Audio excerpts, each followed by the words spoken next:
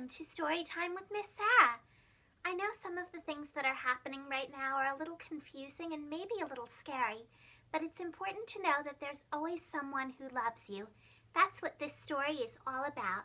Koala Lou by Mem Fox.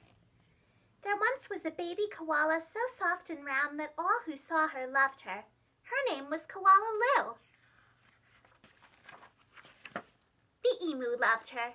The platypus loved her. And even tough little Koala Claus next door loved her. But it was her mother who loved her most of all. 100 times a day she would laugh and shake her head and say, "Koala Lou, I do love you." Whenever she stretched in the early morning sun, or climbed a gum tree, or bravely went down the path all by herself, her mother would smile and say, "Koala Lou, I do love you."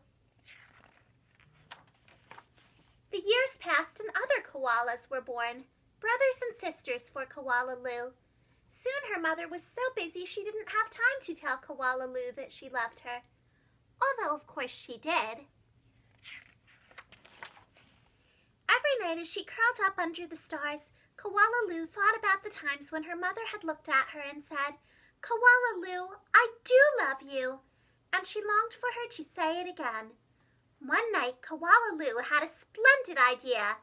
Preparations had begun for the Bush Olympics. She would enter the Olympics. She would compete in the gum tree climbing event, and she would win, and her mother would fling her arms around her neck and say again, "Koala Lou, I do love you." Koala Lou began her training right away. She jogged and puffed and lifted weights and panted. She hung from a branch with one claw at a time till she ached.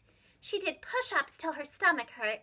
And last of all, she climbed the tallest tree that she could find, over and over and over again. Sometimes her mother would watch her and ask, "How are you going, Blossom?" "Fine, just fine," Koala Lou would reply. At last the day of the Bush Olympics arrived. Koala Claus had also entered the gum tree climbing event, and everyone knew how fast she was, but Koala Lou wasn't scared. She saw her mother in the crowd and imagined her saying again, "Koala Lou, I do love you." Her heart filled with hope. It was Koala Claus who went first. Her climb was a record-breaking 22 meters in 70 seconds flat. The spectators whistled and cheered and wildly waved their party hats. "Can I do better than that?" wondered Koala Lou. "I must." As she stepped toward the tree, a hush fell over the crowd. "On your mark," said the kookaburra. "Get set, go!" Koala Lou leapt onto the tree. Up and up and up she climbed, higher and higher and higher, faster and faster and faster, until there she was, right at the very top. The spectators roared and clapped and stamped their feet. But she wasn't fast enough.